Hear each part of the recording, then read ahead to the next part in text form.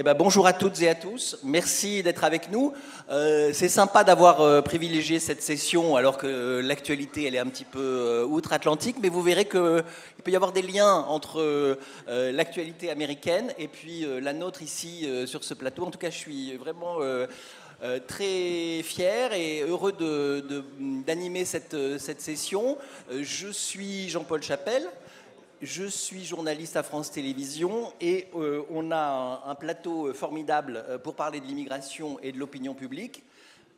J'entends ici peut-être des réactions, mais c'est peut-être pas du tout lié à ma présentation, donc ça va, ok, je peux continuer.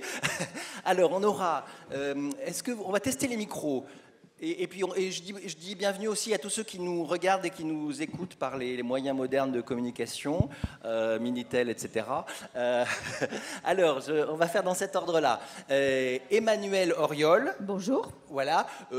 Pouvez nous dire d'où vous venez d'un mot ? Oui, donc je suis professeur à la Toulouse School of Economics. Je suis membre du Conseil d'analyse économique et du Cercle des économistes. Sophie Hatt. Bonjour à toutes et à tous. Donc moi je suis maître de conférence en économie à l'École normale supérieure de Lyon et chercheuse au CERGIC.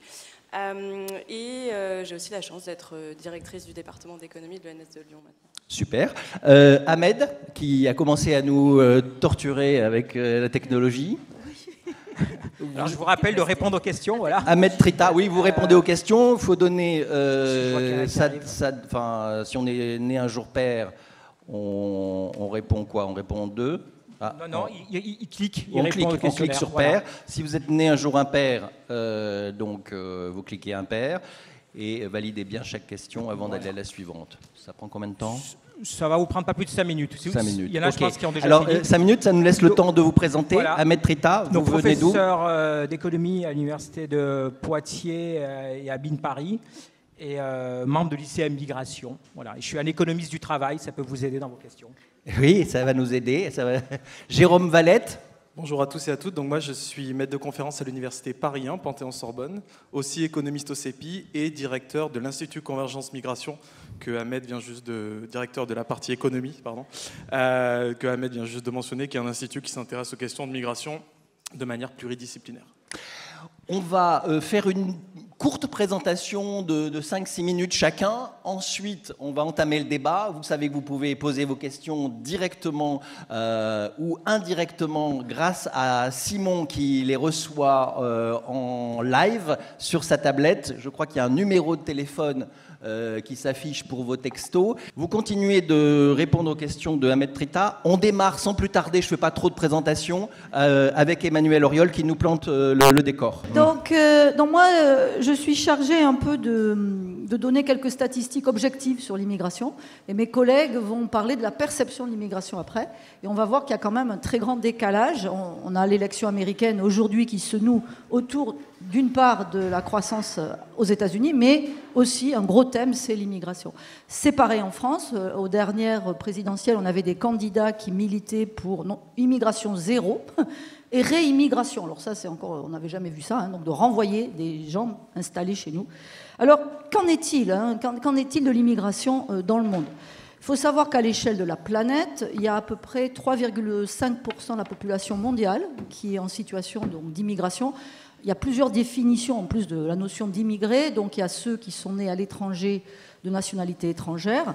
Et puis il y a ceux, pour la France, c'est un peu différent. Donc qui sont, si vous êtes français né à l'étranger, vous êtes compté comme un Français. Vous n'êtes pas compté comme un étranger. Pour l'ONU, vous l'êtes. Donc déjà, les chiffres ne collent pas tout à fait.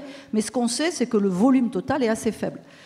Parmi ces 3,5% d'immigrés sur la planète, ils sont majoritairement, donc pour 90% d'entre eux, des immigrés économiques, c'est-à-dire des gens qui bougent soit pour étudier, soit pour travailler.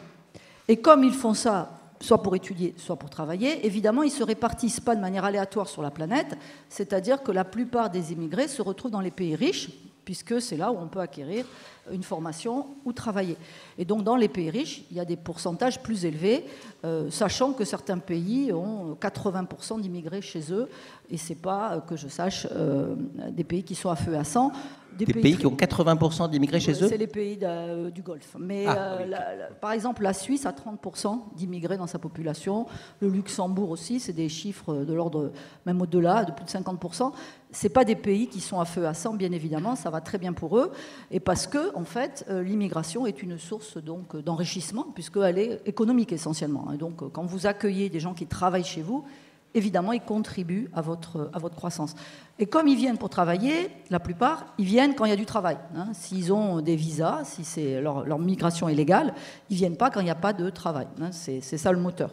Donc, ils contribuent à la croissance. Et il y a, pour les étudiants qui sont là, il y a un papier célèbre qui a valu à son auteur le prix Nobel. C'est donc Monsieur Card, David Card, qui va utiliser ce qu'on appelle une expérience naturelle. C'est très compliqué en économie d'avoir des causalités. Des corrélations, c'est très facile, mais que A implique B, c'est très compliqué. Et donc la question, c'est si je rajoute des gens, est-ce que je ne crée pas du chômage? Est-ce que j'appauvris pas les autres? Parce qu'il faut partager ce qu'on a à plusieurs. C'est ça l'idée, quand les gens se font de l'immigration. Et donc ce que va faire David Card, il va utiliser l'exode de Marielle, c'est Castro qui pète un plomb, et qui dit, ceux qui ne sont pas contents à Cuba, vous pouvez partir.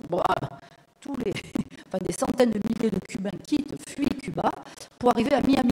Et donc c'est un choc migratoire sur une ville qui est assez petite, en fait, très important. Et donc ce que David Card va faire, il va suivre l'évolution de la ville de Miami, et il va la comparer à 3 ou 4 autres villes américaines qui sont parfaitement comparables, mais qui n'ont pas ce choc migratoire. Et ce qu'il va montrer, c'est que dans la ville de Miami, les choses vont mieux, alors qu'il y a du chômage aux États-Unis, etc. Alors pourquoi, vous allez me dire, mais pourquoi ça va mieux? Parce qu'en fait, l'économie, c'est ça qui est compliqué quand on n'a pas de formation en économie, c'est pas un gâteau à taille fixe, c'est un truc qui est en permanente croissance. Donc si vous regardez la croissance mondiale, il y a des fluctuations, mais depuis la Seconde Guerre mondiale, l'économie mondiale ne fait que croître. Donc quand vous rajoutez des gens, donc notamment en l'occurrence des travailleurs, ils vont se mettre à consommer, ils vont se mettre à travailler, donc en particulier à Miami, ils vont occuper des emplois peu qualifiés pour certains d'entre eux et libérer le travail qualifié féminin. Et donc, au bout du compte, la ville de Miami et les habitants de Miami vont être mieux après qu'avant. Et ça, c'est évidemment très compliqué pour les gens parce que leur perception, c'est si je rajoute des immigrés, je prends des choses, par exemple, aux Français. Alors, qu'en est-il pour la France ? Alors la France, on a une politique migratoire depuis 40 ans extrêmement restrictive.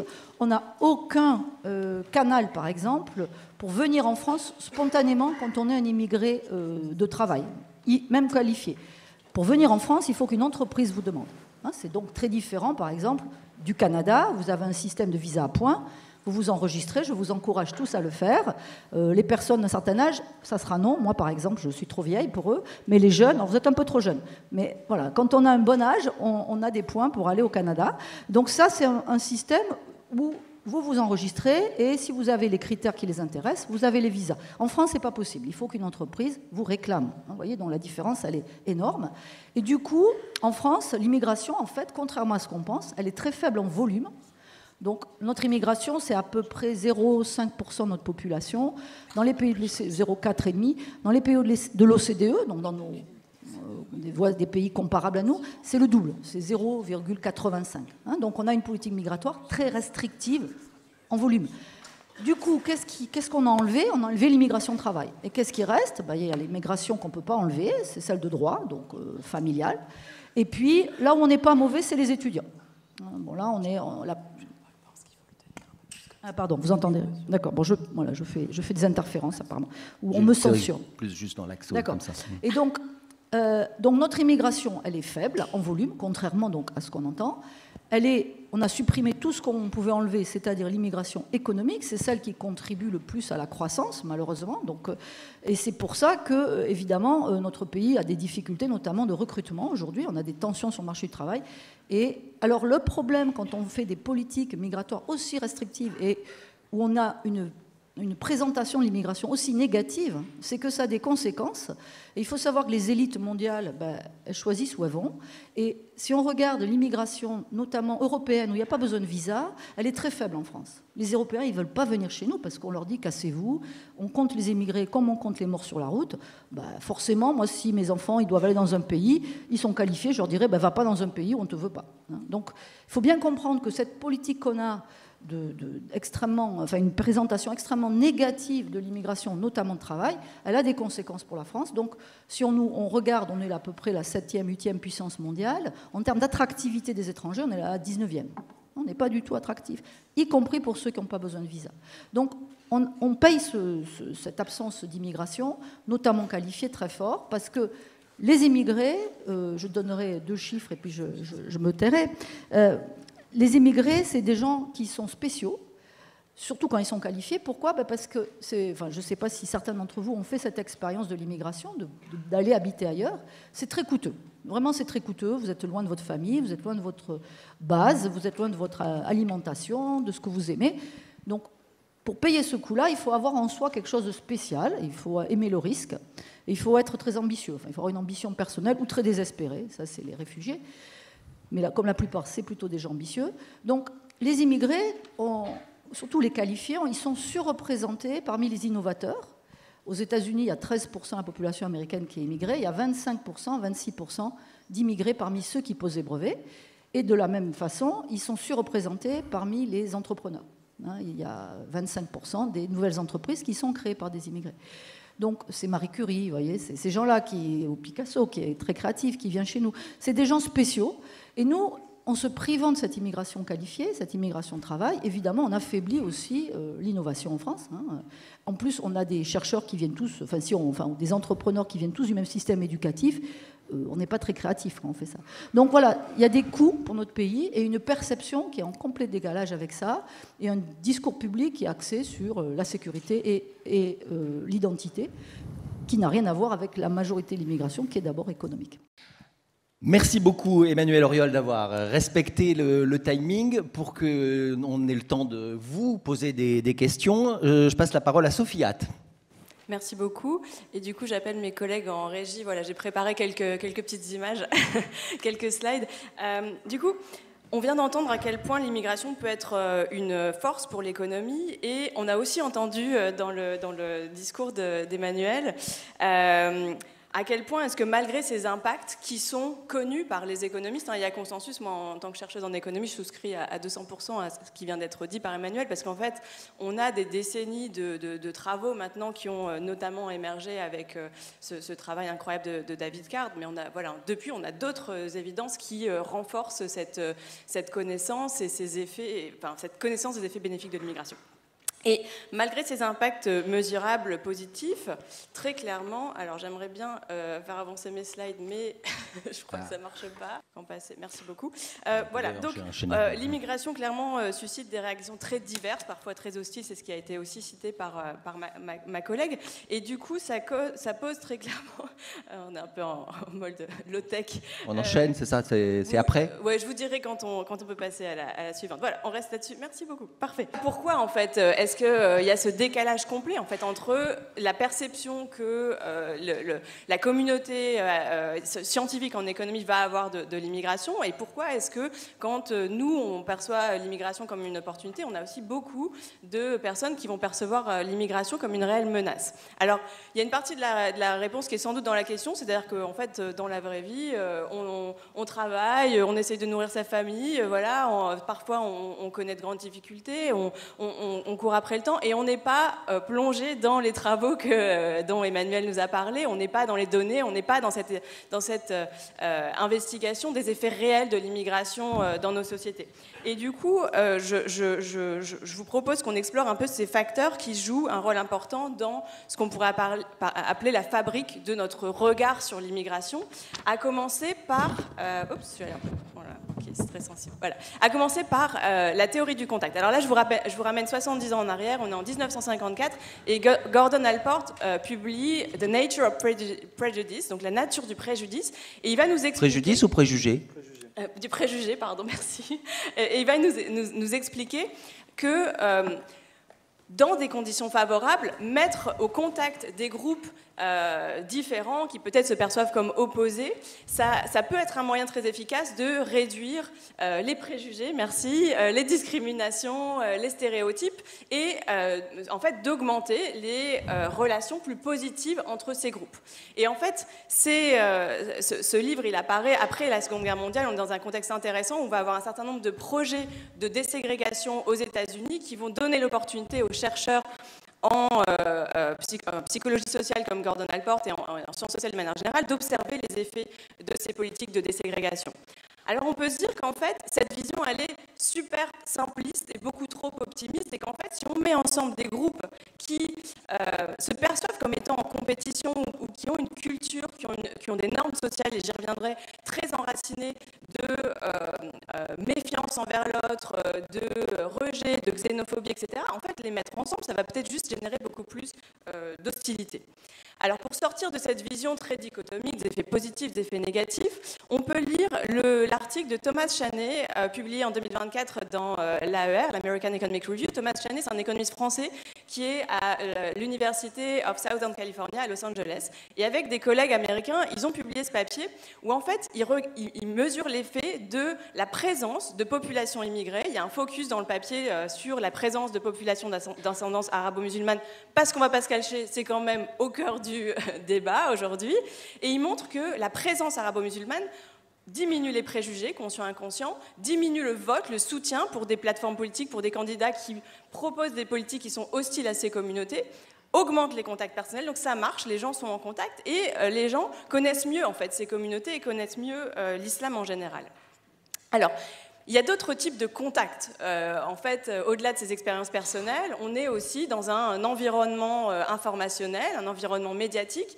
Et donc, on peut penser que cet environnement médiatique, il a un impact sur nos perceptions de l'immigration. C'est une hypothèse qu'on a eu l'occasion de tester avec des collègues, Mathieu Coutenier, Mathias Tönning, Stéphane Delarosse, dans un papier qui a été publié en 2023, où en fait, on s'est prêté à cet exercice de mesurer la couverture médiatique des crimes commis par des étrangers et commis par des Suisses dans un contexte très intéressant. On est en 2009 et on a une votation très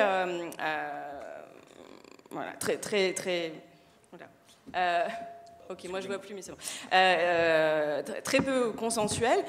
Les partis d'extrême droite ont poussé pour que la société suisse se positionne contre la construction de nouveaux minarets, en arguant du fait que les minarets sont des endroits où va s'exercer la propagande de radicalisation islamiste, et plus intéressant, en arguant, et en fait la campagne s'est beaucoup focalisée là-dessus, de la dangerosité de la population musulmane et arabe, et de manière plus générale, ça s'est étendu dans le débat public, à la dangerosité de la population immigrée. Donc nous, on a regardé la couverture médiatique des crimes commis par les étrangers, par les Suisses, et en fait, on a documenté le fait que cette couverture médiatique est très biaisée. Un même crime a 2 fois plus de chances d'être couvert par les médias lorsqu'il est perpétré par un étranger. Cette déformation de la réalité, elle s'accélère à un moment crucial qui est lorsqu'on s'approche du vote. Donc sur le trimestre qui précède le vote, ce chiffre c'est plus x2 mais c'est x5. Et on a aussi montré que cette déformation de la réalité et être au contact de cette réalité déformée, ça a un impact significatif sur le résultat du vote. Et je voudrais conclure avec lancer une dernière piste de réflexion qui est un autre type de contact, le contact avec notre environnement socio-économique, et en particulier les crises économiques. En fait, on le voit, on a beaucoup d'exemples dans l'histoire qui montrent que les crises économiques sont associées à une montée de l'hostilité envers les minorités. On peut penser à l'Allemagne pendant la Grande Dépression et l'adoption de lois de plus en plus restrictives à l'encontre des populations juives. On peut penser au Rwanda et au lien entre l'effondrement du prix du café et le déclenchement du génocide en 1994. C'est aussi les États-Unis, à minima en 2016, et Donald Trump qui remporte la présidence en accusant les immigrés de la stagnation de la classe moyenne. Il y a un petit contre-exemple sur ce coup-ci, parce que la situation économique n'est pas en véritable crise aux États-Unis. Alors, oui, mais les perceptions de l'inflation, du pouvoir d'achat, etc., sont pas exactement celles-là. Et ça pose encore une fois la question de pourquoi. Mais pourquoi en fait faire ce lien entre difficultés économiques et minorités et population immigrée? Alors on va répondre, et on répond généralement, ces crises économiques, elles génèrent beaucoup de souffrance, elles génèrent beaucoup de frustration, elles génèrent clairement un sentiment d'injustice, et ce sentiment d'injustice, il nous pousse naturellement à désigner des coupables. Et clairement, ce mécanisme, il est renforcé par des discours de politiciens, de personnes influentes, qui jouent sur cette question de la désignation de coupables parmi les populations immigrées. Et on a énormément d'exemples en ce sens. Je conclus, parce que ça me semble très intéressant. La littérature en économie autour d'une équipe, autour de Leonardo Bernstein, qui est à l'Université de Chicago, propose aussi des pistes de réflexion intéressantes et a commencé à vérifier ces hypothèses à travers à la fois des expériences en laboratoire et des données observationnelles.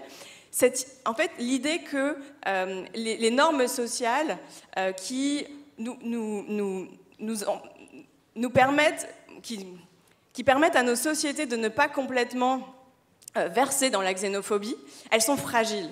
Et un certain nombre de phénomènes participent à l'érosion de ces normes sociales. Et en fait, une idée toute simple qui est sur la table, c'est ces crises économiques, elles fournissent aussi un certain nombre d'opportunités de justification acceptable d'opinions xénophobes. Autrement dit, si je veux accuser mon voisin immigré de causer du chômage, de causer du déficit ou de la dette, encore faut-il qu'il y ait une situation économique qui me permette de tenir ce genre de discours. Et je finirai là-dessus et je passerai la parole à mon collègue Jérôme Valette. Les médias, les politiciens, les élections aussi, en légitimant des paroles, des discours radicaux, xénophobes, etc., peuvent agir comme des amplificateurs sociaux dans la normalisation de ces propos et de ces comportements haineux. Merci beaucoup, Sophie. Alors, vous l'avez dit, on va passer la parole à Jérôme Valette parce que, à côté de moi, Ahmed Trita est déjà en train de compiler vos réponses et donc, ne partez pas. De toute façon, vous n'avez pas l'intention de partir. Vous aurez les résultats bientôt. Jérôme Valette. Oui, merci. Donc Sophie a déjà pas mal défriché cette question qu'on se pose en tant qu'économiste quand on observe le décalage qu'on a dans les résultats de la recherche et dans les enquêtes d'opinion à propos de l'immigration. Et donc moi, je vais revenir sur un point particulier qui est beaucoup discuté en ce moment en France notamment, mais pas que, qui est l'impact des médias. Comment les médias peuvent influencer ce décalage entre perception et réalité et comment les médias peuvent influencer les perceptions qu'on a de l'immigration. Donc je vais être assez bref, mais je vais décrire 3 grands mécanismes qu'on retrouve dans la littérature économique sur l'impact des médias sur les perceptions. La première chose que peuvent faire les médias et qui nous influence dans notre pensée de l'immigration, c'est parler ou non d'immigration. En fait, c'est déjà un choix, c'est ce qu'on appelle dans la littérature anglaise l'agenda setting, le choix de décider de mettre à l'agenda un sujet ou non. Et donc ça a un effet en fait, d'amplification des attitudes initiales. C'est-à-dire que peu importe que les médias parlent très positivement ou très négativement d'immigration, le simple fait d'en parler, en fait, ça va polariser les attitudes. Comment on a regardé ça? On a regardé récemment avec des collègues en France, sur le cas français, dans des données dans lesquelles on connaît à la fois ce que les gens regardent à la télévision, quel journal télévisé ils regardent, est-ce qu'ils regardent le journal télévisé de France 2, de TF1 ou d'autres? C'est mieux France 2. Et ensuite, donc on suit ces gens dans le temps et on regarde en fonction de est-ce que leur journal télévisé parle plus ou moins d'immigration, est-ce qu'ils vont changer leur perception de l'immigration. Et ce qu'on voit en fait, c'est que le simple fait de parler d'immigration va polariser les attitudes, c'est-à-dire que les gens qui initialement étaient modérément positifs envers l'immigration, lorsqu'on leur parle d'immigration, vont devenir extrêmement positifs. Et les gens qui étaient initialement modérément négatifs vont amplifier leurs attitudes vers des attitudes extrêmement négatives. Et en fait, on a une déformation du spectre des opinions, d'une population qui initialement finalement est assez modérée à propos de l'immigration. On n'a pas des perceptions très fortes ou des opinions très fortes envers l'immigration, mais parce qu'on leur en parle de manière répétée, ils vont être à même d'exprimer des opinions très fortes et de se déclarer très en faveur ou très en défaveur de l'immigration. Et donc nous, c'est ce qu'on observe dans la période de la crise des réfugiés dans les années 2015, avec beaucoup d'arrivées de réfugiés, pas forcément en France, mais beaucoup plus en Allemagne, mais en tout cas on en a beaucoup parlé. On voit qu'on a cette déformation, et donc on a cette polarisation très forte avec 2 pôles qui s'opposent, certains très pro-immigration, certains très anti-immigration. Donc ce que je veux dire par là, c'est que la première chose que font les médias, en parlant d'immigration ou pas, et en décidant de suivre ou pas un certain agenda politique, ils décident de mettre l'immigration comme premier thème de campagne politique, par exemple, alors que ce n'est pas quelque chose qui apparaît comme première préoccupation des Français dans les enquêtes d'opinion. Mais en faisant ça, déjà, les médias ont une responsabilité dans la déformation des attitudes envers l'immigration. Donc ça, c'est la première chose. En parler ou ne pas en parler. Et puis il y a un deuxième effet, c'est en parler d'une certaine façon. Sophie vous a montré un article qui est super, qu'ils ont réalisé donc, en Suisse donc, sur le fait de mentionner systématiquement, de manière plus systématique, les crimes associés à des personnes d'origine étrangère plutôt qu'à des natifs. On a plein d'autres exemples dans la littérature qui nous montrent qu'effectivement une information très biaisée en faveur ou en défaveur de l'immigration va effectivement influencer les opinions des natifs envers l'immigration. L'exemple le plus parlant que vous connaissez probablement, c'est l'exemple de Fox News. Ce matin, Fox News était la première chaîne à annoncer la victoire de Donald Trump. Fox News est une chaîne qui est pro-républicain, pro-Trump, mais surtout anti-immigré de manière très forte.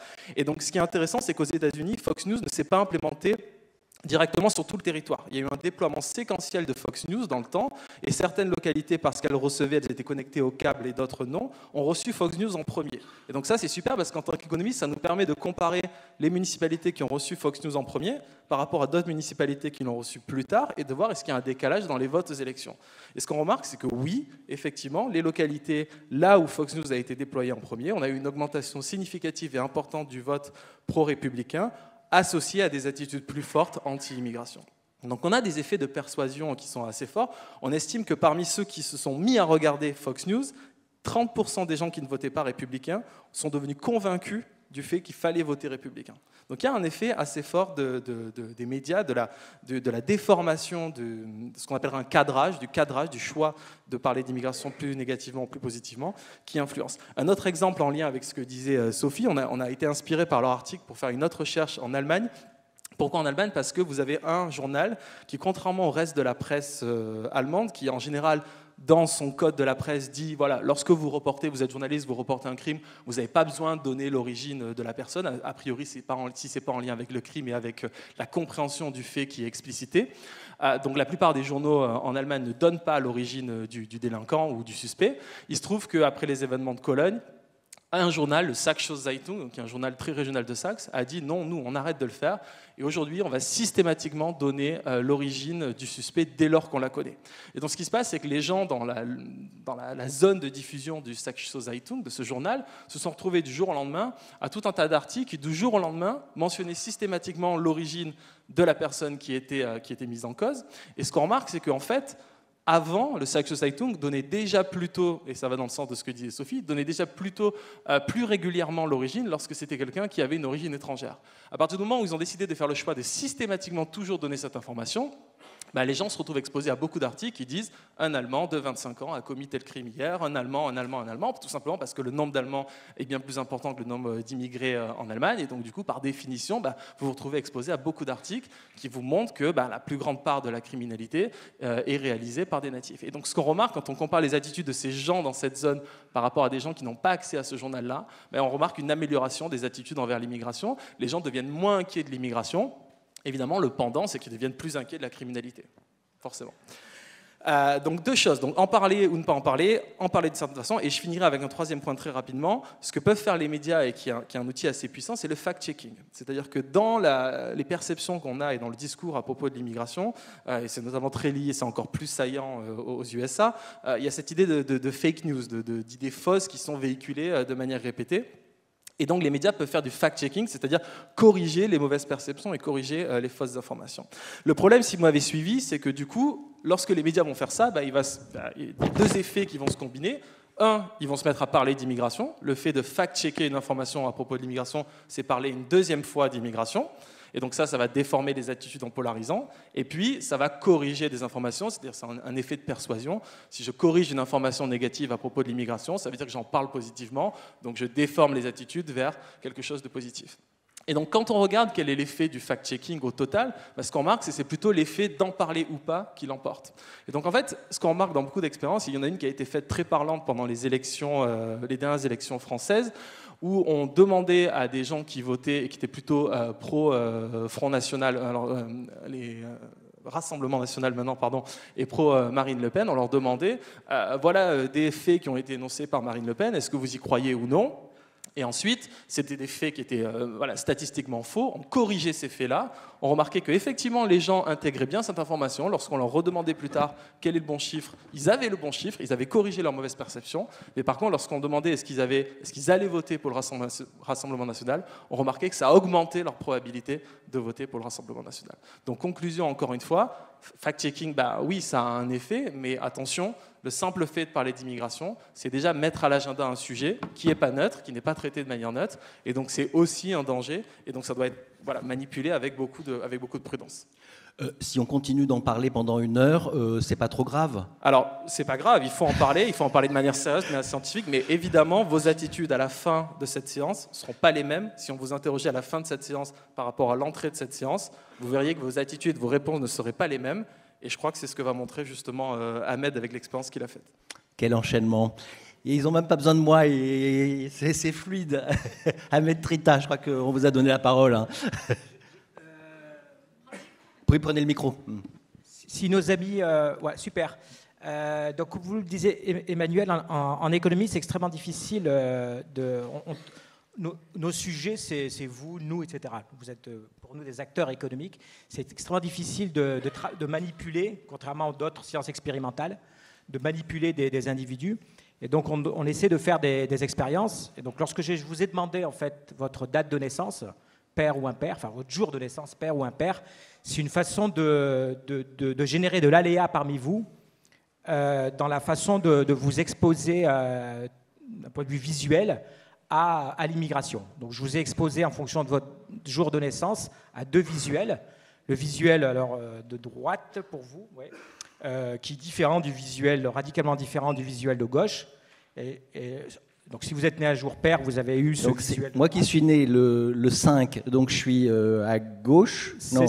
Vous né un jour pair, 5 non, impair, donc vous êtes à droite pour nous et à gauche pour eux. D'accord. Ouais, il y a une petite faute de... Il y a une faute d'orthographe. Ok, d'accord. Ah oui, je suis extrêmement mauvais en orthographe. C'est le combat de ma vie. Hein. Ça, oui. Je m'en suis sorti avec toutes mes erreurs, mais là, je m'excuse. Non, c'est pas énorme. Hein, c'est pas grave, mais effectivement, c'est un peu confusant.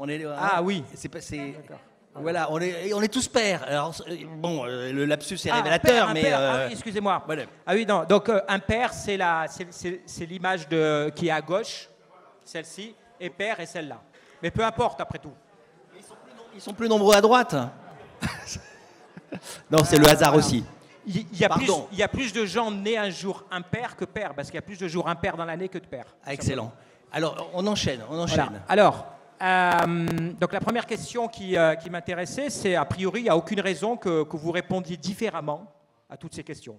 Parce que le jour pair ou impair ne doit pas déterminer vos opinions, à moins que vous ayez des croyances bizarres. Donc, a priori, non. Néanmoins, quand on regarde, c'est le premier élément frappant, on en parlait au petit déjeuner ce matin. Donc, il y a quand même un écart sensible entre vous, selon l'image à laquelle vous avez été exposé. Donc, l'image de droite, qui vous donne plutôt un contexte on va dire de crise, c'est le terme qui est employé, il y a des crises partout, crise climatique, crise migratoire, donc plutôt un contexte de réfugiés, on va dire. Et à gauche, c'est plutôt une immigration qu'on va dire laborieuse, ou en tout cas celle peut-être qu'on aimerait avoir, si professionnelle. Donc voilà, en tout cas, il y a une surestimation dans les 2 groupes, mais elle est plus marquée dans le groupe de droite que de gauche. Alors, juste, pardon, je pose des questions un peu bêtes, mais les pourcentages qui s'affichent, c'est pas la proportion d'immigrés. Oui, c'est la proportion qui surestime. Voilà. Alors, il faut peut-être clarifier ce point. Voilà.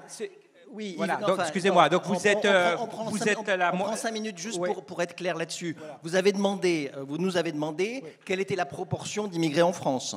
Chacun a répondu. Voilà. Et donc, certains ont répondu plus que la vérité, d'autres moins que la vérité. La bonne proportion. La bonne réponse, c'est 12%. Qui avait la bonne réponse dans la salle? Vous pouvez lever le bras? 12%, oui. Donc, il y a quand même quelques-uns qui avaient une bonne perception. Qui avait répondu plus que 12%? N'ayez pas peur de lever la main.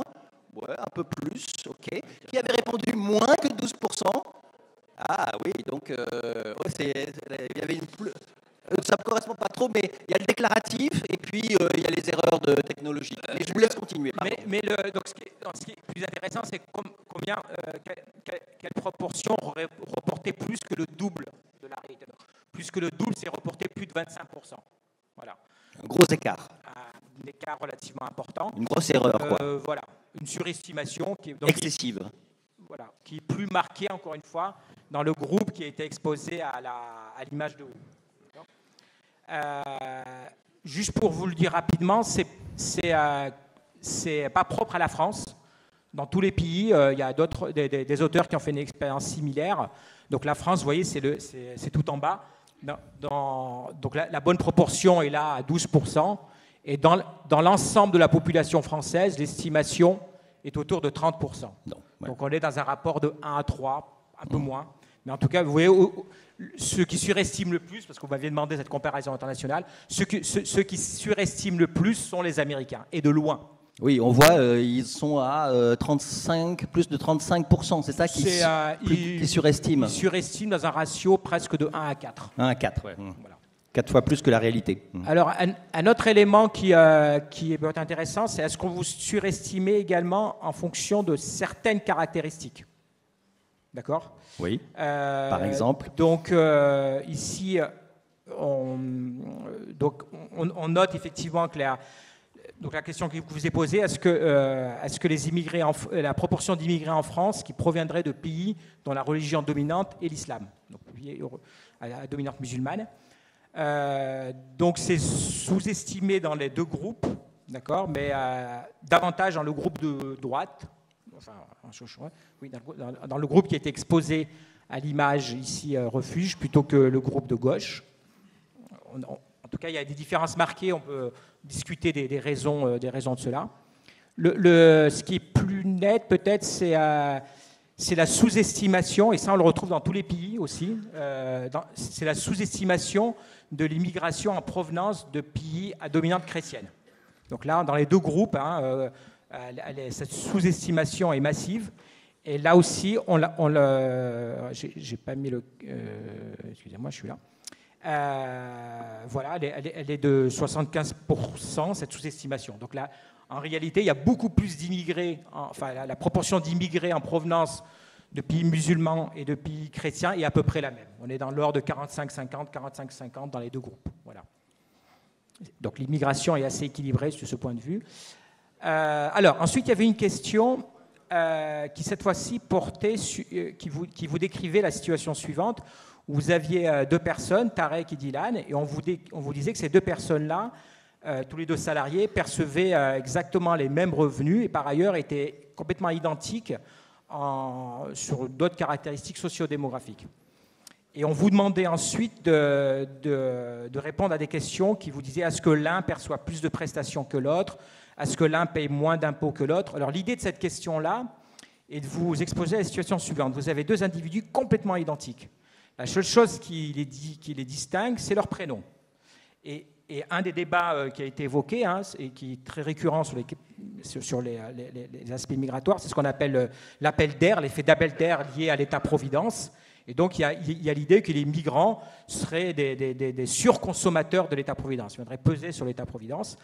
Et donc, là, sur cette question-là, ça nous a assez surpris quand on a rediscuté ce matin, parce que j'ai fait une expérience sur les lycéens, sur des étudiants, on a à peu près la même chose. Donc, quand on évoque une immigration qui est plutôt laborieuse ou professionnelle,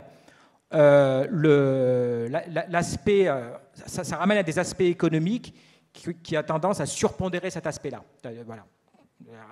Vous surestimez, il y a un biais, disons, qu'on ne retrouve pas sur les réfugiés. Alors là aussi, on pourra discuter, on n'a pas de réponse évidente à apporter. Tout ça pour vous dire que les explications sont toujours complexes. D'accord ? Sur les questions migratoires.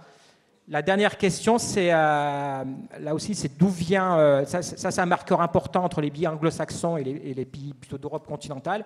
C'est quel est votre contrôle sur votre devenir, votre succès économique ou autre. Donc, on vous demande quelle est la raison principale de la pauvreté. Est-ce que c'est dû à des circonstances économiques et sociales plutôt défavorables, ou plutôt à des, je crois que j'inverse, ou plutôt à des circonstances, plutôt liées à l'effort ou autre.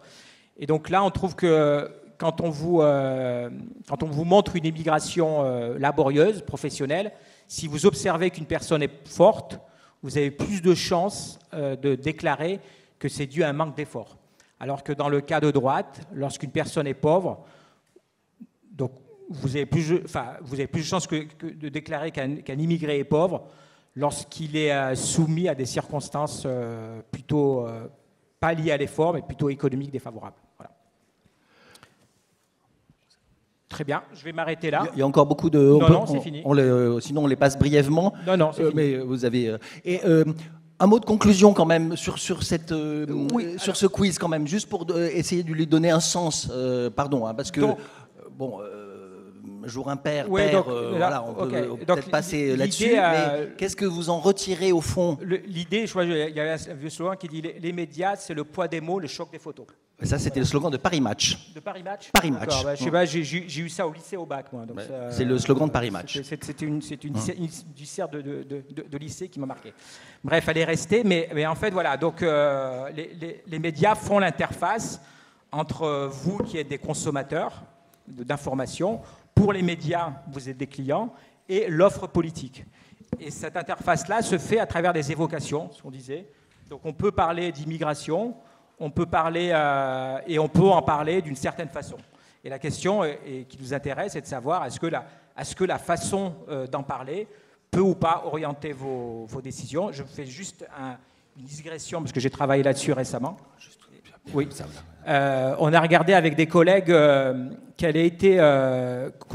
comment les médias se sont mis à parler d'immigration après les attentats de 2015. Les attentats de 2015, donc 2015, ça a été le Bataclan, Charlie Hebdo, Nice, etc. Donc après chaque attentat, on a regardé comment évoluait l'évocation des aspects migratoires. Et ce qu'on a observé, c'est qu'après un attentat, pour une durée entre 3 et 6 semaines, les médias, plus systématiquement, parlaient d'immigration, mais en particulier à les associant à l'islam et au terrorisme.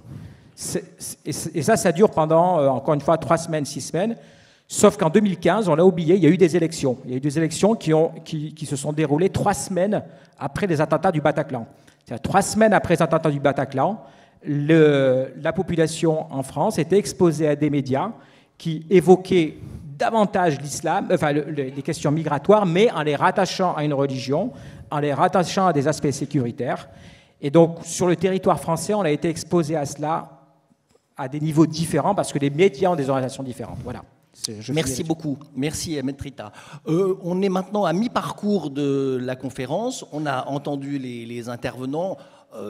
Il y a des nuances, mais vous n'avez pas d'antagonisme très fort. Donc, à ce stade, j'aimerais vous passer la parole, à vous qui êtes là, puis vous qui nous regardez ou écoutez. Et grâce à Simon, on a un petit retour des questions principales. Est-ce qu'on peut avoir peut-être les 3 questions les plus posées ou qui vous semblent les plus pertinentes? On commence par la première, tout simplement, d'après vous. Alors donc, on a beaucoup de questions donc, sur les médias et plus largement l'impact que peuvent avoir les médias donc, sur l'opinion publique en termes d'immigration.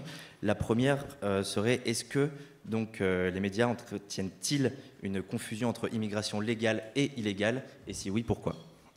Très bonne question. Qui veut répondre à cette question? Vous battez pas?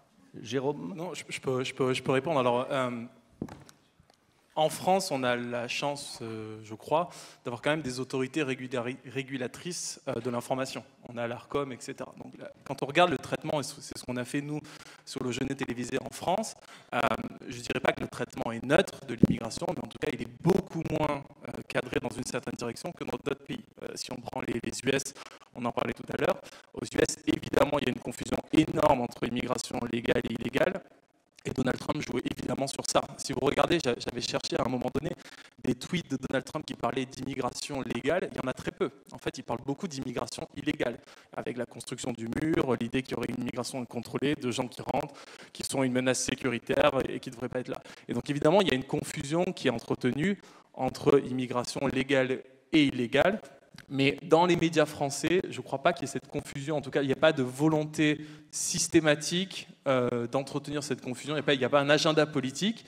Évidemment, dans cette question-là, j'entends derrière la question de CNews, qui revient toujours, qu'on appelle, donc je vous ai parlé de Fox News tout à l'heure, on dit toujours CNews, c'est le Fox News à la française. Donc, dans les années 2015-2016, si je me souviens bien, donc le groupe iTélé est racheté notamment par Vincent Bolloré, donc qui en fait une chaîne d'opinion, avec effectivement un impact très fort sur les choix des sujets.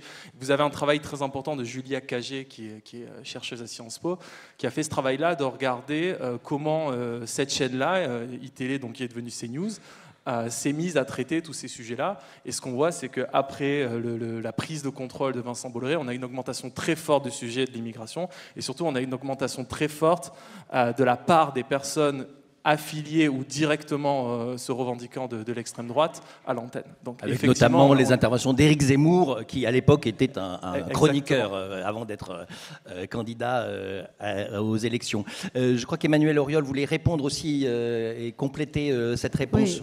Oui, alors je suis d'accord, ce n'est pas forcément les médias qui entretiennent la confusion, mais c'est vrai que quand on parle d'immigrés en France ou même à l'étranger, on mélange un peu tout. On mélange les réfugiés, on mélange les immigrés économiques en situation régulière et on mélange les immigrés économiques en situation donc irrégulière. Et donc les gens, et la perception qu'ils vont s'en faire, c'est par exemple une image d'un bateau surchargé avec des gens qui se noient. Voilà, donc là, c'est de l'immigration irrégulière, effectivement. Sachant que la plupart des immigrés en situation irrégulière, notamment en Europe, alors c'est très difficile à étudier, vous le comprenez bien, puisque ce n'est pas légal, hein, mais il y a des projets là-dessus. Il y avait eu Clandestino pour essayer de comprendre comment ça se passait. Et en fait, 50% de ces immigrés en situation irrégulière, ils ont passé la frontière légalement. Alors soit avec des documents qui étaient falsifiés, mais donc normalement, avec des faux documents, mais normalement, soit avec des documents comme des visas de tourisme ou d'étudiants qui vont devenir périmés et qui deviennent à ce moment-là irréguliers. Par ailleurs, il faut savoir que dans cette étude, toujours pareil, le pourcentage d'immigrants en situation irrégulière est très faible. C'est même pas 1% de la population européenne. Et en France, on est, je ne sais pas, entre 0,5 et aussi 1%. Donc c'est pas massif. Donc c'est le 1 point dans les 12%. Oui, c'est très peu. Alors dans les 12%, ils ne comptent pas les situations irrégulières. Hein. Ah, donc c'est 1 plus 12. Voilà. Okay. Enfin, alors 12, ça dépend comment vous les comptez. Oui, si c'est l'ONU, si c'est l'INSEE, chacun sa façon de compter les immigrés. Voilà. Oui. Ouais. Donc voilà. Et comme je le rappelais au début, la plupart des immigrés, c'est quand même des immigrés économiques en fait. C'est pas des réfugiés. Il y en a pas beaucoup des réfugiés, heureusement d'ailleurs. Donc voilà. Donc c'est compliqué ce sujet. Il y a ceux qui rentrent, il y a ceux qui sortent, il y a le solde migratoire. La façon de les compter, c'est pas la même sur la planète.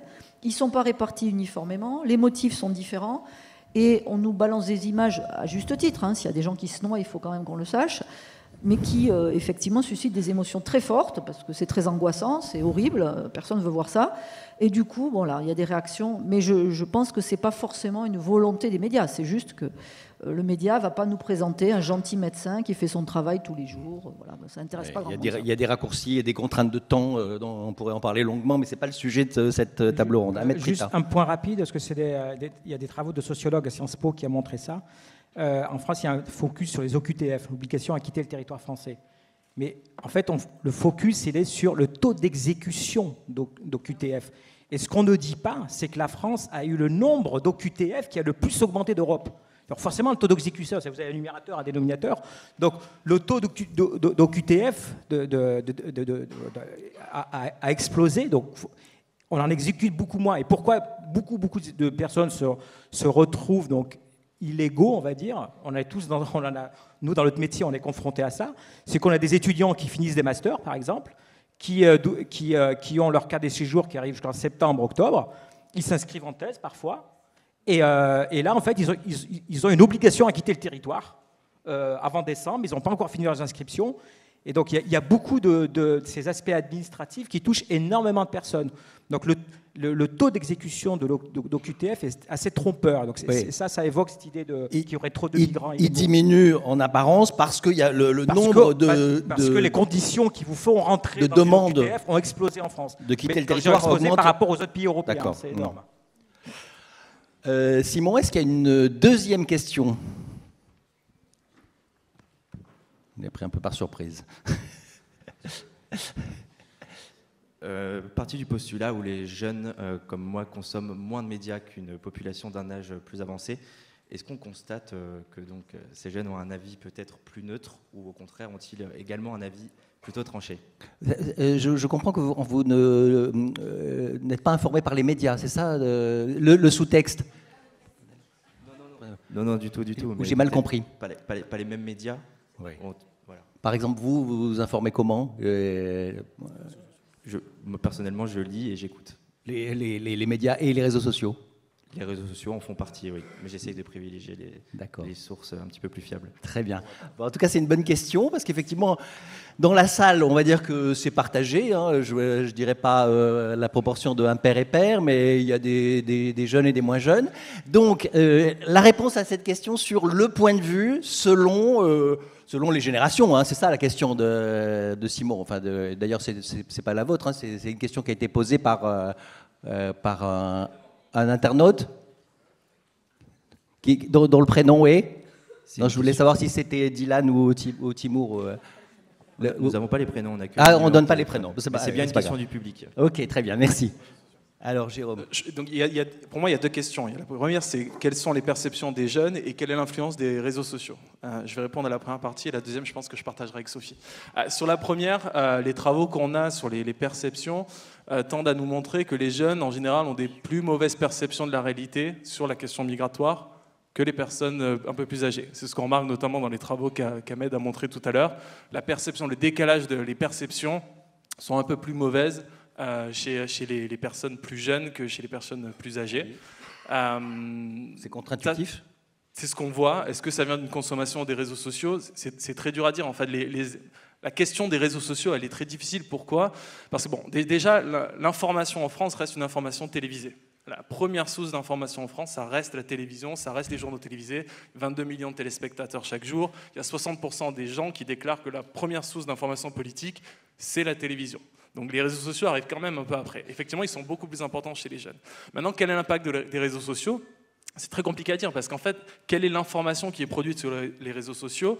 En fait, elle est très faible. Ce que font les réseaux sociaux, c'est surtout du relais d'information, d'une information qui a été produite souvent par un média traditionnel. Et donc en fait, à travers des algorithmes de choix, le réseau social va décider de vous exposer plus ou moins à certaines informations qui en général vous confortent, voilà, parce qu'il y a un effet, voilà, vous allez rester plus longtemps sur le média, plus vous regardez des choses que vous aimez ou qui correspondent à vos attitudes. Et donc ce qu'on dit, et peut-être Sophie aura plus à dire que moi sur ça, l'impact des médias, des réseaux sociaux par rapport aux médias traditionnels, c'est ce qu'on appelle les effets d'écho, les chambres d'écho. Donc finalement, vous vous retrouvez exposé à une information et à des gens qui pensent comme vous. Et donc ça, en termes de problématiques migratoires, c'est très fort, puisque là encore, vous renforcez cette idée de polarisation. Les gens très pro-immigration, ils se retrouvent exposés qu'à des articles qui parlent très positivement de l'immigration, et inversement, vous avez les gens qui sont anti-immigration, qui se retrouvent exposés uniquement à des articles qui sont anti-immigration. Je rajoute à ça, évidemment, la manipulation que peuvent introduire les réseaux sociaux. Vous l'avez vu avec la campagne présidentielle aux États-Unis, où Elon Musk, à travers le réseau X, anciennement Twitter, a beaucoup diffusé et a pris beaucoup d'espace dans ce réseau-là sur la question migratoire notamment. Sofiane ? Oui, alors du coup, je suis complètement d'accord avec ce que vient de dire Jérôme. Donc pour essayer de compléter un peu ce qui a été dit ou d'élargir la question, on peut dire plusieurs choses. Effectivement, il y a énormément, vous vous en doutez, il y a énormément d'autosélection dans les médias qu'on consomme. C'est vrai sur les réseaux sociaux, c'est vrai pour la radio, pour la télévision, pour les journaux en fait. Il y a aussi, et d'ailleurs, petite digression, je vous invite à aller voir cet après-midi une conférence sur la question de la consommation des médias qui a lieu à l'ENS de Lyon dans l'Amphimérieux, qui justement va aussi parler de cette question de qu'est-ce qu'on consomme aujourd'hui, qui, quoi, etc. Et une des conclusions en fait des recherches dans ce champ, c'est le fait qu'aujourd'hui, on peut pas dire que telle personne consomme tel média et telle personne consomme tel média. On consomme tous un mix de médias qui est en fait assez diversifié. Maintenant, on a la possibilité, on a quelques expériences naturelles, c'est ce qui avait été cité par Emmanuel en préambule de cette conférence, qui nous permettent d'estimer dans certains cas, le fait d'une exposition à un certain type de propos sur les réseaux sociaux, par exemple des propos haineux, et on voit effectivement dans ces circonstances que la diffusion de ces propos haineux, et ça c'est aussi en lien avec ce que je vous ai raconté sur la fragilité des normes sociales, ça crée des effets de boule de neige, d'entraînement vers plus une population qui devient plus vocale sur ces sujets, et aussi des comportements, des crimes haineux plus nombreux. Donc c'est quelque chose qui est important. Qu'est-ce que je voulais raconter d'autre, peut-être pour élargir un peu le sujet, la littérature, je crois, aujourd'hui, sur l'effet des réseaux sociaux en termes de persuasion, qu'est-ce que ça fait exactement à nos populations d'être exposées à ce type de plateforme.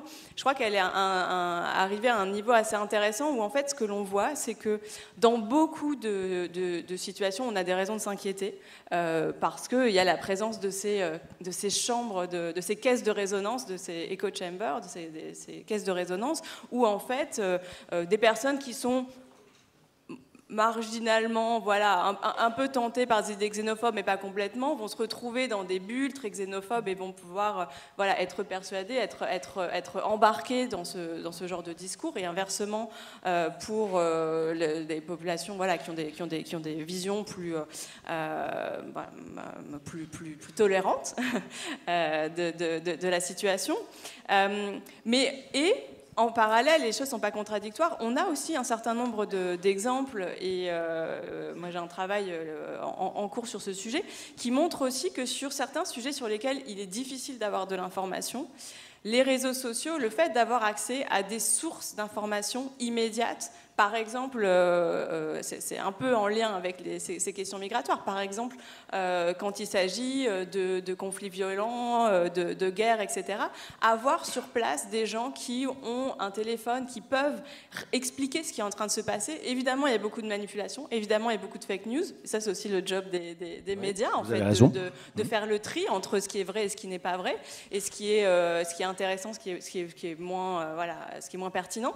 Mais on a aussi il faut aussi se rendre compte que cette technologie, elle a aussi des effets potentiellement très positifs dans la manière avec laquelle elle va nous amener à apprendre davantage sur des sujets sur lesquels on n'a pas tout le temps un reporter sur place qui est en capacité de documenter ce qui est en train de se passer.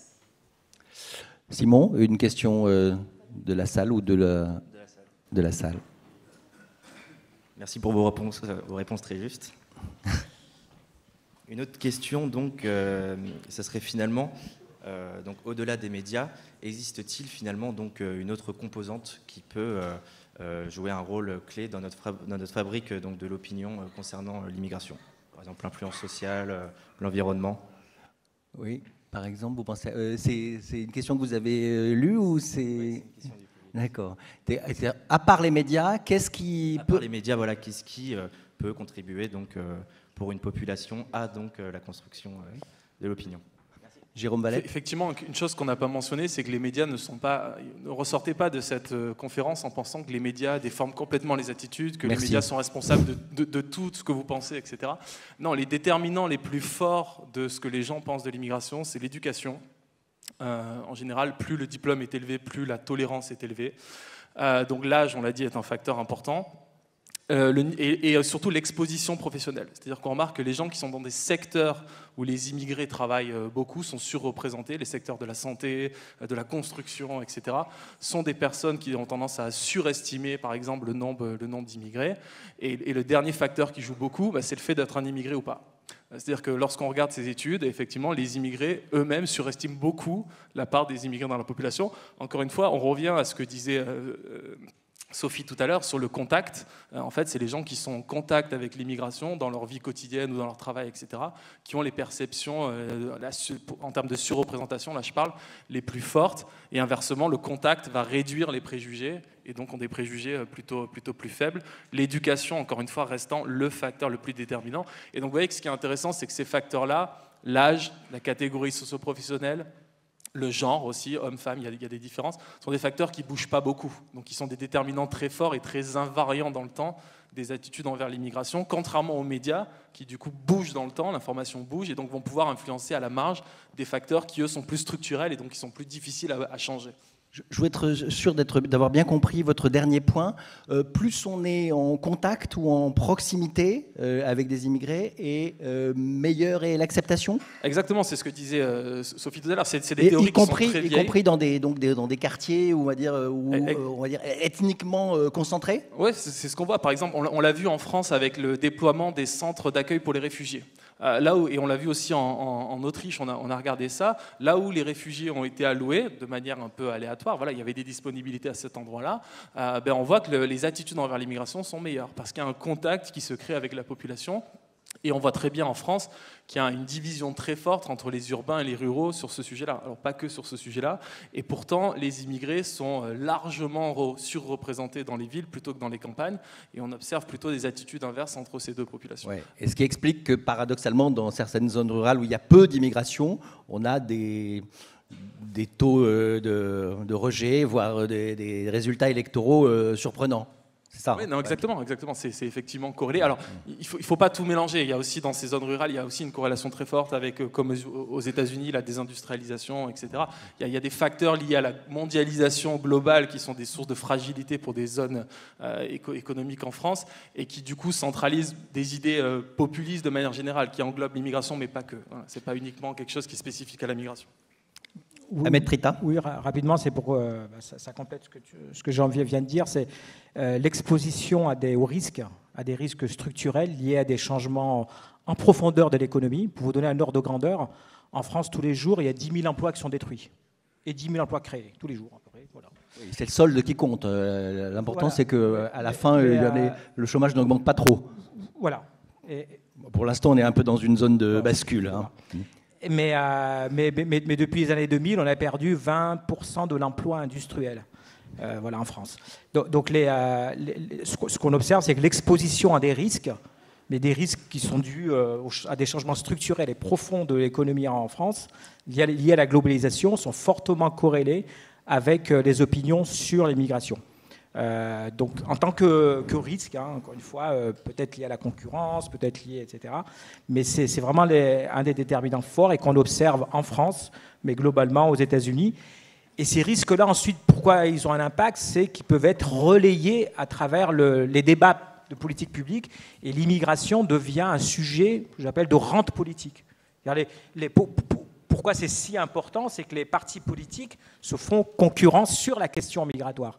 C'est beaucoup plus, disons, peut-être facile d'apporter ça semblerait beaucoup plus facile d'apporter une réponse à des questions migratoires en disant qui, combien, ou voilà, plutôt que de faire des arbitrages budgétaires. Donc bien voir que ça a ce poids-là aussi dans l'opinion publique, parce qu'il y a ce relais qui se fait à travers la société civile, la politique, les organisations, etc. Alors, moi, je me permets une question, j'ai le droit aussi d'en poser de temps en temps, parce que je pensais que l'immigration économique, elle était assez justifiée et comprise dans les années 60 avec l'industrie automobile qui avait besoin de bras. Et alors, j'ai lu dans Le Monde hier un titre qui m'a étonné, c'est « Réfugiés au chevet des Peugeot 3008 ». Sur le site historique de Sochaux, le groupe Stellantis fait largement appel à la main-d'œuvre immigrée. Je me suis dit, l'histoire se répète, ça m'a intrigué. Qui veut répondre à cette question? Alors, oui. Donc, Emmanuel Gabriel.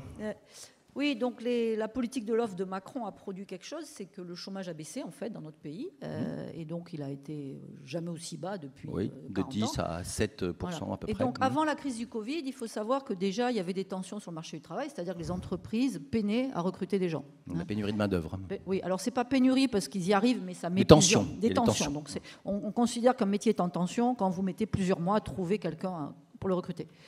Le Covid, enfin la crise du Covid n'a rien arrangé, et donc on sort de la crise du Covid. Il y a une reprise très forte, hein, comme à la fin de chaque pandémie avec confinement généralisé. Il y avait eu ça à la fin de la grippe espagnole aussi.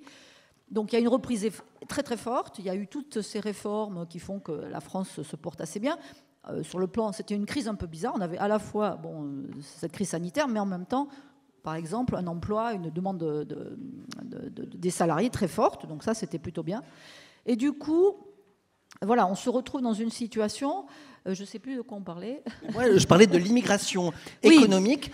On avait besoin de bras dans les années 60 pour fabriquer nos automobiles. Et aujourd'hui, Peugeot 3008, sur le site historique de Sochaux, on a aussi encore besoin d'immigrés. Voilà. Et donc, la crise sanitaire, ça veut dire qu'il n'y a plus du tout d'immigration. Plus du tout, puisque pendant... Oui, on a fermé les frontières pour des raisons sanitaires. Pour des raisons sanitaires, et là, ça a été très étanche. Donc, on voit bien que les secteurs qui, traditionnellement, employaient des immigrés, après la crise sanitaire, ils ont des tensions sur le marché du travail qui sont beaucoup plus grandes. Et ces secteurs, ce n'est pas que des secteurs non qualifiés, en fait, contrairement à ce qu'on peut s'imaginer. Donc, il y a bien sûr les usual suspects, donc l'agriculture, la construction, mais aussi, bien sûr, tout ce qui est restauration, hôtellerie. Mais il y avait aussi des tensions pour des métiers très qualifiés. Notamment, on manque énormément de personnel soignant en France, mais on manque aussi d'ingénieurs. Donc, tous ces bras qui manquent, ça aussi, les Français ne le comprennent pas très bien, mais ça nous pénalise, nous, les autochtones. Parce que quand une entreprise ne trouve pas de salariés, elle renonce à créer de l'activité, elle n'a pas le choix. Alors, soit elle délocalise, soit elle renonce tout simplement à répondre à des marchés, à croître, et donc c'est des emplois en moins, évidemment, pour les nationaux. Donc cette activité en moins, elle est là. La solution, bien évidemment, une solution assez naturelle, c'est de faire appel à de la main-d'œuvre étrangère, mais vu les plateformes qu'on a aujourd'hui, vu l'Assemblée nationale qu'on a, un gouvernement qui est ingouvernable, enfin un pays qui est ingouvernable, malheureusement, il y a une espèce de cristallisation, comme l'évoquait Ahmed, c'est des rentes politiques, mais c'est vraiment se tirer une balle dans la tête. On en est capable, regardez le Brexit, les Anglais le regrettent, ils le regrettent amèrement, c'était une erreur, c'est une erreur économique, c'est des points de croissance en moins pour les Britanniques. On est capable de faire pareil. Et donc, à mon avis, voilà, cette attitude qu'on a sur l'immigration de travail, moi je la comprends pas bien, mais voilà, c'est comme ça. Ahmed Trita. Oui. Alors le paradoxe, c'est que l'immigration contribue à freiner la globalisation. L'immigration, c'est une sorte de globalisation. Il y a des règles en économie qui disent, en fait, soit vos chemises, vous les faites produire en Chine, soit vous les produisez localement. Mais il faut des personnes pour les produire localement. Donc les difficultés qu'ont les entreprises à recruter localement accélèrent l'intérêt qu'ils ont à aller faire produire à l'étranger. Parce que c'est extrêmement coûteux pour une entreprise, quand vous cherchez un technicien ou soudeur, de ne pas trouver, d'avoir un emploi vacant. Et si on regarde, en fait, la durée des emplois vacants a tendance à réduire lorsque vous avez des flux migratoires sur une économie. Donc, il y avait un article très fameux en économie de Borras qui disait les immigrés huilent les rouages du marché du travail. Parce qu'en fait, ils sont beaucoup plus mobiles. Ils sont là, ils observent quels sont les endroits qui recrutent le plus. Ils ont moins d'attaches. Ils ne sont pas propriétaires de logements en général. Et donc, quand ils observent un marché, ils ont tendance à aller là où on a des besoins. C'est pour ça que, quand je lis votre article, c'est réfugié au chevet des Peugeot 3008. Un réfugié, quand il arrive, il n'a que sa valise. Vous lui dites d'aller dans le Puy-de-Dôme chez Renault. Oui, là c'est à Sochaux, mais bon... c'est pas Renault, c'est les pneus Michelin, excusez-moi. Oui, mais il va à Michelin, etc. Oui. Donc il bougera. Il est plus mobile. Il est beaucoup plus mobile. Que quelqu'un qui est né en France, par exemple. Et ça incite les entreprises à faire quoi ? À ouvrir plus de postes vacants, parce qu'elles savent qu'elles pourront plus facilement les réduire. Et c'est un frein à la globalisation, à la délocalisation. Et ça à la délocalisation, effectivement. Et ça profite aux autochtones également. Bon, très bien. C'est intéressant, effectivement, parce que je n'avais pas pensé à ça, mais oui, c'est une façon de mondialiser autrement. De mondialiser autrement, ouais. Oui, tout à fait.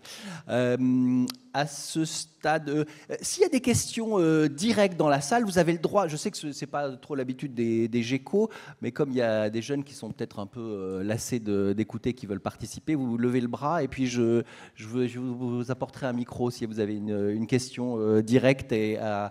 Oui, alors c'est Simon qui va le faire. Super. Je ne suis pas jeune, mais... Je pose la question. Non, mais j'ai dit les jeunes, c'est pas. Je vais vous avouer, c'est que j'ai entendu un petit brouhaha et je sais qu'au bout d'une heure d'attention, on est parfois. il faut faire un petit, voilà, un petit teasing. Posée, à la suite de ce qui vient Parlez bien dans le micro, s'il vous plaît. La question, c'était pourquoi le patronat, qui a énormément besoin de main-d'œuvre, d'autant plus qu'il y a une baisse démographique absolument gravissime, comment le patronat n'exprime pas une attitude beaucoup plus positive par rapport à l'immigration? Il n'y a pas vraiment... Bon, il y a eu l'histoire des métiers en tension par rapport à la loi immigration précédente, mais voilà, on ne comprend pas. Voilà. Emmanuelle Auriol. Oui, merci. Alors, c'est une très bonne question. Donc, quand on a fait la note pour le Conseil d'analyse économique sur l'immigration qualifiée, que je vous encourage tous à lire, c'est très facile à lire. Il n'y a pas c'est pas du jargon d'économiste. On fait des auditions. Donc, on a auditionné le MEDEF, normal, hein. Et j'étais très étonnée de leur réaction. Alors, c'était pas encore le pic vraiment des métiers. Enfin, il y avait des tensions sur le marché du travail, mais c'était pas encore hyper tendu comme ça a pu l'être après. Et ils étaient hyper mal à l'aise. On a aussi auditionné les syndicats. Donc les syndicats disaient non, c'est pas possible. C'est pas, je sais pas. Enfin, il y avait des arguments de justice sociale. Bon, ils défendaient les travailleurs français, ce que je peux comprendre, leurs adhérents. Mais le MEDEF, j'étais étonnée. Et alors, ce qu'ils nous ont dit, mais en fait, on a une base d'adhérents qui est très hétérogène. Et dedans, il y a beaucoup de petits artisans, etc., qui sont extrêmement xénophobes. Et on est donc coincé. On ne peut pas avoir un discours pro-immigration. Alors après, on a entendu des grands patrons d'industrie qui, eux, souffraient de ça, s'exprimer là-dessus, en disant, écoutez, il nous faut quand même... Mais moi, j'ai parfois l'impression qu'on préfère mourir aux urgences que d'avoir un discours clair sur le fait qu'on a besoin qu'on nous aide, quoi, et que s'il y a des gens qui veulent venir soigner en France, c'est bien, quoi. Enfin, et donc, le MEDEF n'était pas super transparent, ni clair, et les pouvoirs publics non plus. Ils contribuent, à mon avis, au populisme, parce que d'un côté, ils disent des frontières, on va mettre des centres de rétention, on va renvoyer tout le monde. Et en pratique, comme on a quand même besoin de ses bras, ils laissent faire. Et donc, qu'est-ce que voit le public? Il se dit, c'est une espèce d'incapacité de l'État à gérer l'immigration. C'est ça qu'on ressent. C'est vraiment, et ça, les gens n'en veulent pas. Ils veulent de l'immigration qui est contrôlée, qui soit organisée. Ils ne veulent pas des gens qui... Et en plus, quand il y a du travail, il faut bien comprendre que ce qui fait que les immigrés bougent, comme c'est pour des raisons économiques essentiellement, dès qu'il y a du boulot, ils viennent au péril de leur vie. Donc ça contribue, ça aussi, cette hypocrisie, à mon avis, au populisme. Donc avoir un discours plus clair sur nos besoins, et c'est pas honteux d'en parler, sur l'intérêt de la France à accueillir des gens dans des conditions décentes et qui vont contribuer à notre croissance et à notre prospérité, mais il n'y a pas ce courage-là, et, voilà, et même pas de la part des entreprises. Donc et ça contribue à augmenter le travail au noir Bien sûr. Bien sûr, parce que du coup, c'est impossible. Regardez, Trump, c'est d'une hypocrisie. Enfin, si vous regardez, il a mis des millions de dollars sur un mur. Sur la même période, il n'y a eu aucune entreprise, vous m'entendez, qui a été condamnée pour employer des travailleurs en situation irrégulière. Alors, si on veut lutter contre le travail en situation irrégulière, il y a une façon assez simple de le faire, surtout aujourd'hui avec tous les documents biométriques que nous avons. Il suffit de condamner les entreprises lourdement, elles vont arrêter d'employer des... Non, donc on ne les condamne pas, on les laisse faire employer qui on veut, et en même temps, évidemment, on prétend... Et donc ça, cette attitude, on l'a aussi en Europe, en fait. Et parce que... Après, moi, je ne suis pas populiste, je ne suis pas élu, je suis chercheur, donc c'est très facile, ma position est très confortable. C'est vrai que ça doit être difficile d'aller devant des électeurs et de dire, écoutez, les gars, on a besoin vraiment de ces bras. C'est difficile, ça, de le vendre, j'ai l'impression. Mais si on ne le fait pas, on a le populisme, parce que le constat, c'est de l'échec. On dit qu'on ne veut pas d'immigrés, il y en a quand même. Alors, parce qu'il y a du travail. Oui. Oui, moi je me souviens d'un sketch de Fernand Reynaud. Alors ça date, les plus anciens s'en souviennent, mais c'était effectivement ces immigrés qui viennent manger le pain des Français. Hein, et puis à partir du moment où effectivement cet immigré est parti, il n'y avait plus de pain parce qu'il était boulanger. Bon, oui, s'il vous plaît, oui. Ah, quelqu'un a pris la parole déjà. Une petite nuance à l'égard de l'attitude du MEDEF. Le MEDEF a affirmé publiquement, il n'y a pas longtemps, qu'ils avaient des besoins effectivement en termes de population. Et d'autre part, je voudrais quand même souligner une chose, c'est que nous avons beaucoup insisté sur l'intérêt économique de l'immigration.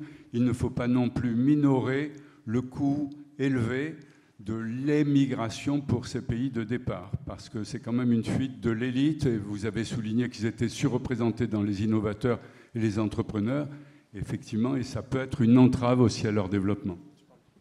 Alors, merci beaucoup, parce que ça, c'est quelque chose qu'on entend régulièrement. Et c'est une vraie question. Et donc, il y a toute la partie plutôt à gauche qui dit on ne veut pas trier les immigrés. Donc ça, c'est la première chose. Et la deuxième chose, on ne veut pas vider les pays. Alors ça, moi, je trouve ça extrêmement paternaliste. J'habite en Ariège. C'est un département où il n'y a pas d'université. Si on me dit tu ne peux pas bouger d'Ariège, parce que c'est comme ça, on ne veut pas vider l'Ariège de ses talents, je ne vais pas devenir professeur d'université. Je n'acquiers pas le capital humain que j'ai acquis parce que je l'ai acquis parce que je pouvais bouger. Je pouvais travailler ailleurs, à Toulouse par exemple. Donc les immigrés sont comme vous et moi, ils font des choix, c'est coûteux d'acquérir une éducation, c'est coûteux de... Donc ça c'est la première chose. Donc l'acquisition de capital humain répond à un projet de vie, et si je ne peux pas bouger, quel est l'intérêt? La deuxième chose, c'est qu'en fait, la première source de revenus avant l'aide internationale, c'est les remittances, c'est-à-dire c'est ce que renvoient les immigrés dans leur pays d'origine. Donc ça contribue bien évidemment à enrichir les pays d'origine. La troisième chose, c'est que en fait, les immigrés, j'ai évoqué donc les chefs d'entreprise, j'ai évoqué les chercheurs, j'ai pas évoqué le commerce international, mais en fait, les immigrés, notamment qualifiés, contribuent énormément à la globalisation dans le sens qu'ils font du business avec leur pays d'origine. Ça contribue bien évidemment à développer leur pays d'origine. Et puis, ils sont comme vous et moi, ils ont heureux qui comme Ulysse, ils veulent rentrer chez eux à la fin. Et donc, beaucoup d'entre eux retournent quand ils sont avec de l'épargne, notamment, pour créer des business. Ça a été très bien montré, dans leur pays d'origine, dès qu'ils le peuvent. Donc, il n'y a pas d'évidence empirique que l'émigration est une source d'appauvrissement quand elle se fait dans des bonnes conditions. C'est-à-dire que ce n'est pas des réfugiés, que c'est des gens qui choisissent, qui organisent leur départ. Mais merci beaucoup, c'était une très bonne question. Comme toutes les questions, elles sont toutes bonnes. Alors, vous pouvez continuer à les poser par texto, par SMS, mais je crois qu'il y en a une dans la salle. Et oui, vous, madame, vous voulez vous exprimer, vous avez le micro, allez-y. Parlez bien près du micro. On m'entend ? Oui, je vous entends très bien.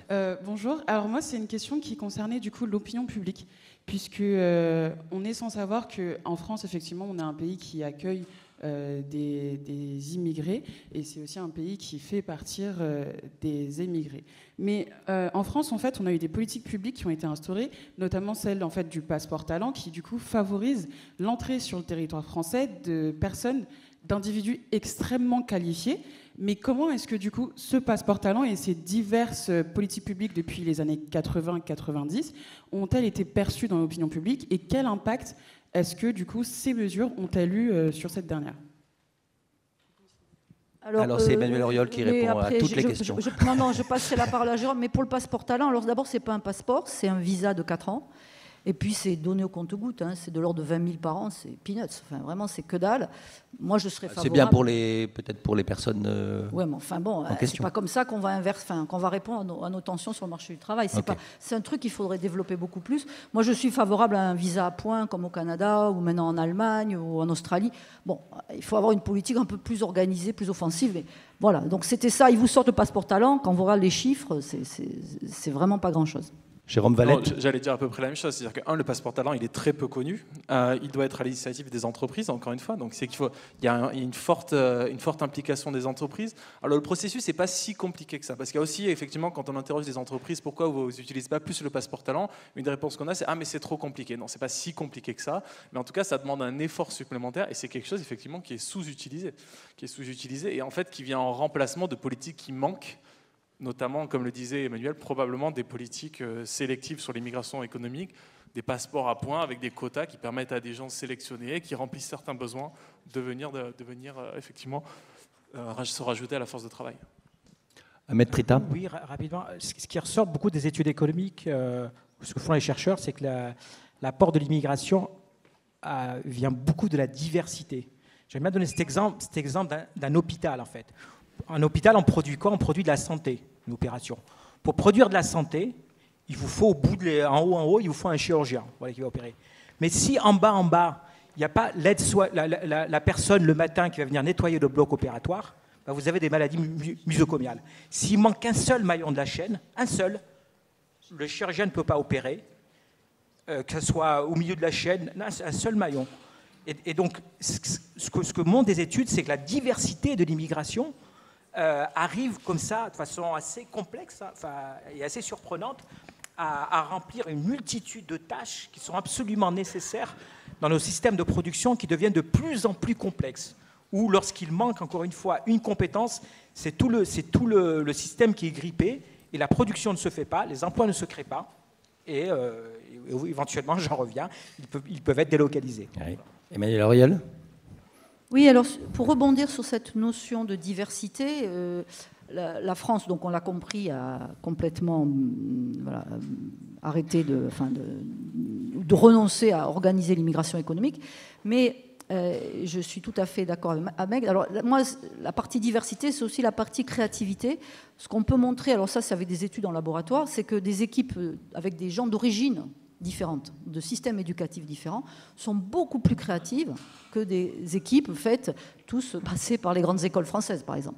Or, il faut comprendre qu'à l'heure actuelle, l'élite française, comme il y a très peu d'immigration, très peu de gens qui viennent de l'extérieur, elles passent toutes par les mêmes écoles, elle n'est pas très créative, hein, elle n'est pas très, très offensive. Et donc, aux États-Unis, ils ont un truc que vous connaissez, qui est la carte verte. C'est en fait une loterie qui est un processus pour augmenter la diversité dans la population américaine. Donc vous avez des quotas en fonction du nombre d'immigrés qu'il y a eu par zone géographique avant. Et donc c'est vraiment un mécanisme pour augmenter la diversité des origines des gens qui viennent. En France, on n'a pas ça puisqu'on n'a pas d'immigration économique. Donc nous, le moteur principal, c'est le rapprochement familial, qui est un droit fondamental, donc elle est très faible. Et donc, effectivement, il y a un effet d'hystérésèse chez nous. Il n'y a pas beaucoup de diversité dans notre immigration. Ça aussi, c'est un inconvénient parce que c'est bien d'avoir des gens qui ne pensent pas tous pareil. Et peut-être pour compléter du coup sur cette question, on a aussi du coup les expériences en laboratoire permettent de mesurer ça.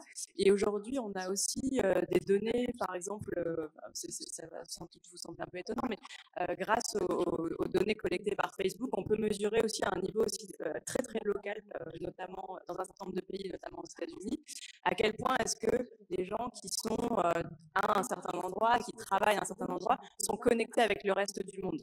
Et on voit effectivement que le fait d'être davantage connecté à un nombre important de régions dans le monde, qui a une culture très différente, qui a des systèmes éducatifs très différents, qui a des habitudes qui va être aussi spécialisées sectoriellement de manière différente, ça accroît énormément, ça a des retombées positives en termes économiques et sur le marché du travail. Merci beaucoup. Je crois que le temps imparti arrive à sa fin. Une dernière question de Emma. Je vous donne la parole. Bonjour. Moi, j'avais une question par rapport à l'immigration. Dans mon entourage, on parle, j'ai l'impression, un peu de la xénophobie qu'aurait la population d'un État face à une immigration. Et de ce que je constate de par mes proches, j'ai plus une impression que cette xénophobie provient plus d'une immigration due politique avec des réfugiés, où on parle même, j'ai lu dans certains commentaires, d'un manque d'insertion peut-être de la migration, alors que du coup depuis le début de notre débat on parle d'une immigration légale qui apporterait de la main d'œuvre, et j'ai pas l'impression au contraire qu'il y ait une xénophobie à la direction des travailleurs, et j'ai plutôt l'impression que cette main d'œuvre est valorisée. Mais à contrario, j'entends souvent en tant que Français aujourd'hui on manque de médecins, c'est génial d'avoir des médecins étrangers, par contre on soigne des migrants politiques sans leur faire payer, ce qui peut-être creuse aussi la dette de l'État, et a posteriori nous Français on est parfois dévalorisés par cette politique publique sociale. Et à la fois, j'ai l'impression que ça ouvre peut-être un dilemme dans l'idée où est-ce qu'on peut continuer par des obligations morales d'accueillir et de soigner les migrants s'ils n'ont rien à apporter à l'État. Merci pour cette question qui n'est pas angélique. Qui veut répondre? Ahmed Trita? Non, vous ne battez pas. Emmanuel Auriol. Oui, alors l'aide médicale d'État, c'est pour nous protéger nous. C'est-à-dire que si on ne veut pas des épidémies, voilà. Bon. Donc on a mis ça en place aussi pour éviter que des gens qui sont malades et contagieux, par exemple, ne se soignent pas. Donc il y a quand même cette idée d'internaliser. On sait bien que la santé, c'est pour ça que les vaccins sont obligatoires dans certains cas. C'est pas que pour vous protéger vous, c'est pour protéger le reste de la société. Et alors après, sur ce thème, est-ce que les immigrés coûtent cher en termes de consommation de services publics? Alors en fait, pas trop. Pourquoi? Parce que les immigrés, en général, ils sont plus vieux que les enfants. hein, puisqu'ils viennent pour travailler, donc on ne vient pas travailler à 5 ans, bien évidemment, et ils sont plus jeunes que les personnes retraitées, parce que toujours pareil, on ne vient pas travailler quand on a 80 ans. Donc ils complètent, hein, nous on est une population vieillissante, donc ils complètent non seulement les compétences des locaux, soit ils sont soit moins diplômés, soit plus diplômés, et en plus ils complètent en termes de pyramide d'âge. Et donc ils ne consomment pas tant que ça, en fait, parce que quand on est jeune, en bonne santé, en plus pour faire une immigration, il faut être en bonne santé. Honnêtement, si vous êtes souffreteux, c'est compliqué d'aller habiter ailleurs, de prendre l'avion, le bateau, ou pire, de prendre des passeurs. Donc c'est vrai qu'ils sont sélectionnés, ces immigrés. Donc ce n'est pas forcément des très grands consommateurs de services publics. Ils en consomment. Mais il y en a même qui sont allés compter jusque les prisons, vous voyez. Et donc même quand on compte tout, y compris les gens qui sont en prison, la contribution, le coût en termes de finances publiques des immigrés, c'est soit un petit peu positif, soit un petit peu négatif, mais en fait, c'est assez négligeable. Ce que vous dites, c'est que entre les cotisations sociales, les impôts, ça s'équilibre avec les prestations qu'ils perçoèvent, à peu près.